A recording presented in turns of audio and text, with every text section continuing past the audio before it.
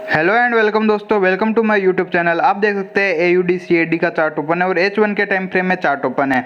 तो अभी हम देखते हैं तो नए मार्केट चल रहा है। तो आज हम प्रिडिक्शन करने वाले हैं AUD CAD की।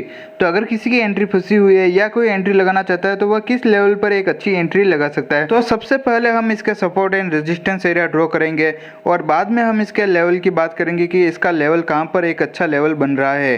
तो हम इसकी नेक्स्ट मूवमेंट की बात करने वाले हैं। तो आप इस वीडियो को शुरू से लगाकर लास्ट तक देखते रहिए और अभी तक आपने हमारा चैनल को सब्सक्राइब नहीं किया तो जल्दी से हमारे चैनल को सब्सक्राइब कर लो और पास ही नोटिफिकेशन बेल को ऑन कर दो, जिससे कि क्या होगा, मेरे आने वाले वीडियो की नोटिफिकेशन मिलती रहेगी। तो चलिए हम वीडियो को शुरू करते हैं।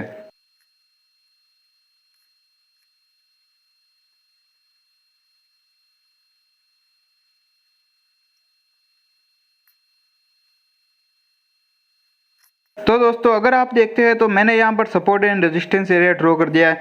तो जो यहाँ पर ये नज़र आ रहा होगा तो ये मार्केट का रेजिस्टेंस एरिया बना हुआ है और यहाँ पर जो मैंने यहाँ पर ड्रॉ किया हुआ है तो ये मार्केट का सपोर्ट एरिया है। और साथ ही अगर यहाँ पर आपको एक यहाँ पर नज़र आ रहा होगा तो ये एक मैंने चैनल एरिया ड्रॉ किया हुआ है।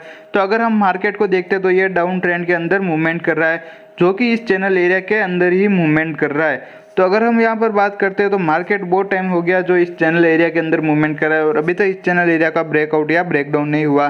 तो अगर हम बात करते हैं मार्केट की नेक्स्ट मूवमेंट क्या हो सकती है, क्या मार्केट वापस ऊपर की तरफ मूवमेंट कर सकता है या वापस मार्केट नीचे की तरफ मूवमेंट कर सकता है। तो दोस्तों अगर मैं इस चार्ट को जूम करता हूँ जिससे कि आपको क्लियर नजर आएगा, तो सबसे पहले मैं चार्ट को जूम कर देता हूँ, फिर आपको मैं बताता हूँ। तो आप देखते हैं तो मैंने यहाँ पर चार्ट को जूम कर दिया तो यहाँ पर आपको ये नज़र आ रहा होगा तो ये चैनल एरिया का सपोर्ट एरिया है और ये जो चैनल एरिया का रेजिस्टेंस एरिया। और अगर हम यहाँ पर बीच में देखते हैं तो ये चैनल एरिया का मिडल लाइन है। तो अगर हम देखते हैं मार्केट की नेक्स्ट मूवमेंट क्या हो सकती है, तो अगर हम यहाँ पर बात करते हैं तो यहाँ पर सपोर्ट एरिया बना हुआ है जो प्रीवियस टाइम में भी एक सपोर्ट का काम कर रहा है। और अगर हम यहाँ पर देखते हैं साथ ही मार्केट इस सपोर्ट एरिया के पास है, तो अगर हो सकता है दोस्तों जो यह मार्केट आता है नीचे की तरफ तो यहाँ पर सपोर्ट लेकर वापस अगेन ऊपर की तरफ भी मूवमेंट कर सकता है। या दोस्तों हो सकता है यहाँ पर मार्केट आता है और इस सपोर्ट एरिया को भी मार्केट ब्रेकडाउन कर देता है। तो ब्रेकडाउन के बाद मार्केट की नेक्स्ट मूवमेंट जो यहाँ पर मैंने ये चैनल का सपोर्ट एरिया ड्रॉ किया हुआ है, तो मार्केट की नेक्स्ट मूवमेंट हमें इस सपोर्ट एरिया तक भी देखने को मिल सकती है।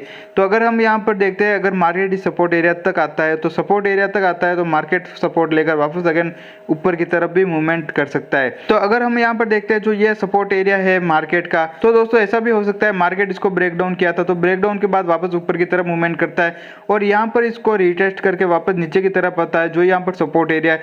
तो इस सपोर्ट एरिया को भी मार्केट ब्रेकडाउन कर देता है और ब्रेकडाउन के बाद मार्केट की नीचे की तरफ मूवमेंट हमें देखने को मिल सकती है। या दोस्तों ऐसा भी हो सकता है जब मार्केट इस सपोर्ट एरिया पर आता है चैनल के एरिया पर और मार्केट इस लेवल पर आने के बाद यहाँ पर सपोर्ट नहीं लेता है और इसको ब्रेकडाउन कर देता है, तो ब्रेकडाउन के बाद इस चैनल एरिया को रिटेस्ट करके वापस इसकी मूवमेंट हमें नीचे की तरफ भी देखने को मिलती है।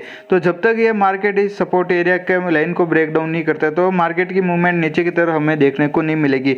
तो अगर यहाँ पर अगर मार्केट आता है तो वापस अगेन मार्केट के चांस है ऊपर की तरफ जाने के, और जो ये मिडल लाइन है तो मार्केट के चांस है इस मिडल एरिया तक जाने के। तो यहाँ पर मार्केट मिडल एरिया को ब्रेकआउट करता है तो वापस चांस होते हैं इसको रिटेस्ट के साथ ऊपर के जो एक और रेजिस्टेंस एरिया है, तो मार्केट की नेक्स्ट मूवमेंट हमें उस रेजिस्टेंस एरिया तक देखने को मिल सकती है।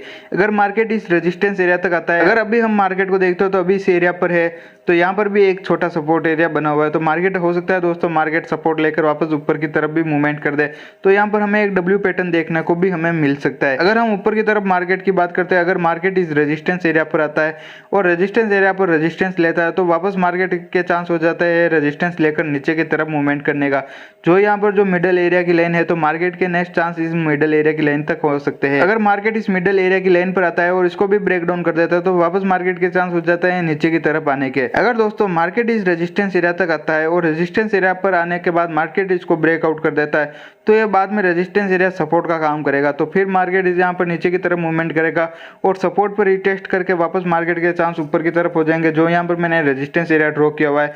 तो मार्केट की नेक्स्ट मूवमेंट हमें इस रेजिस्टेंस एरिया तक भी देखने को मिलेगी।